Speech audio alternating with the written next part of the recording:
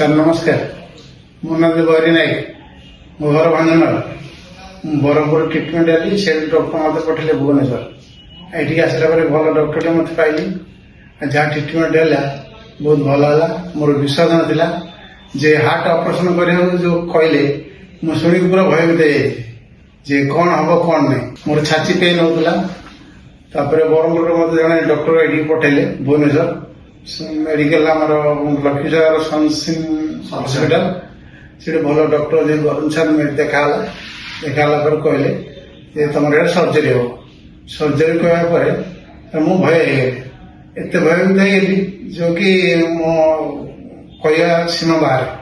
ତାପରେ ଏମିତି sir treatment କଲେ ଯୋଉଟାକି ମୁଁ କିଛି ଜାଣିପାରିଲିନି। ଆଜି ଦିନ ମୁଁ ପୁରା ପରଫେକ୍ଟ ଭଲ ହେଇଗଲି। ଆଉ ଏମିତିଆ ଡକ୍ଟର ଆଉ ଭାଗ୍ୟରେ ଥିଲେ ମିଳେ। ଆଉ ଚେଷ୍ଟ ପେନ୍ ଏମିତି ହେଲା ଯେ ମୁଁ ପୁରା ସମ୍ଭାଳିନି, ଅସମ୍ଭାଳ। ଦୁଇ ହାତରେ ଚେଷ୍ଟକୁ ବେଡ଼ି ଧରି ଆଉ ପୁରା ମେଡିକାଲ ଗଲି, ଇଞ୍ଜେକ୍ସନ ଦେଲି, ଫେର ବି କମିଲାନି। ଏମିତି ଆମ୍ବୁଲାନ୍ସରେ ଆସିବାକୁ ପଡ଼ିଲା ମୋତେ ବାଧ୍ୟତାମୂଳକ। ପୁରା ଭୟଭୀତ ହେଇଯାଇଥିଲି। ଓପନ ହାର୍ଟ ନାଁରେ ମୁଁ ପୁରା ଭୟଭୀତ ହେଇଯାଇଥିଲି।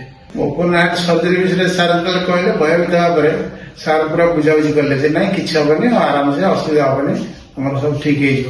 ଏମିତି ସାର୍ ବୁଝେଇଲେ, ବାଧ୍ୟତାମୂଳକ ମୁଁ ରାଜି ହେଲି। ନହେଲେ ସାର୍ ଯୋଉ ହିସାବରେ କହିଥିଲେ ମୁଁ ରାଜି ହେବା କଥା ନଥିଲା। ତେଣୁକରି ସାର୍ ଏମିତି ଟ୍ରିଟମେଣ୍ଟ କରୁଛନ୍ତି, ଯାହା କିଛି କରୁଛନ୍ତି ଆଉ ପୁରା ଭଲ ହେଇଯାଇଛନ୍ତି। ଆୟୁଷରେ ଯେତିକି ଷ୍ଟାଫ୍ ଥିଲେ ଦିଦିମାନେ ସମସ୍ତେ ଭଲ। ଆଉ ତାଙ୍କର ମେଡିସିନ ଦେବା ନେବା, ଦେଖା କରିବା, ସବୁ ପ୍ରକାର ସୁବିଧା ସବୁ ଠିକ ଥିଲା। ତେଣୁକରି ମୁଁ ଆଜି ଏ ପରିସ୍ଥିତିରେ ଅଛି। ସାର୍ଙ୍କ ବିଷୟରେ କିଛି କହିବାକୁ ପଡ଼ିବନି। ଯୋଉ ହିସାବରେ ସାର୍ ମତେ ଟ୍ରିଟମେଣ୍ଟ କରୁଛନ୍ତି, ଆଉ କହିବା ମାନେ ମୋ ପାଇଁ କିଛି ନୁହେଁ। ଲୋକଙ୍କ ଉପରେ ବାର୍ତ୍ତା ଦେଲେ ସାର୍ ଇଏ ହେଲା ଯେ ଅନ୍ୟ କୋଉଠି ଯିବା ପ୍ରତି ସାର୍ଙ୍କ ପାଖରେ ହିଁ ଟ୍ରିଟମେଣ୍ଟ କରିବାଟା ସବୁଠୁ ବେଟର। ଇଏ ତ ଆମ ଆସିଥିଲେ ଚେଷ୍ଟ ପେନ୍ ନେଇକି, ହାର୍ଟ ଆଟାକ୍ର ସିମ୍ପଟମ୍ସ ନେଇକି ଆସିଥିଲେ ଆମ ପାଖକୁ।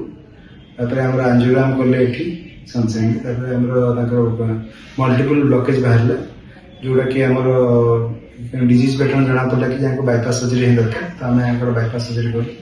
ଯେମିତି ସବୁ ପେସେଣ୍ଟ ସ୍ମୁଥଲି ରିକଭର କରିଛନ୍ତି, ଇଏ ବି ପୁରା ସ୍ମୁଥଲି ରିକଭର କରିଛନ୍ତି। କିଛି ବି ଆମେ କମ୍ପ୍ଲିକେସନ୍ସ କିମ୍ବା କିଛି ହେଇନି, ପୁରା ଅତି ସ୍ମୁଥରେ 3 to 4 days ପରେ ସର୍ଜରୀ ଡିସଚାର୍ଜ ହେଇକି ଘରକୁ ଯାଇଥିଲି। ଏବେ ଫଲୋଅପ୍ ପାଇଁ ଆସିଛନ୍ତି, ଏଇଟା ଫାଷ୍ଟ ଫଲୋଅପ୍ରେ।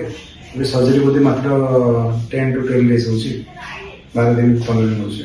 ଠିକ୍ ଅଛନ୍ତି, ସୁସ୍ଥ ଅଛନ୍ତି।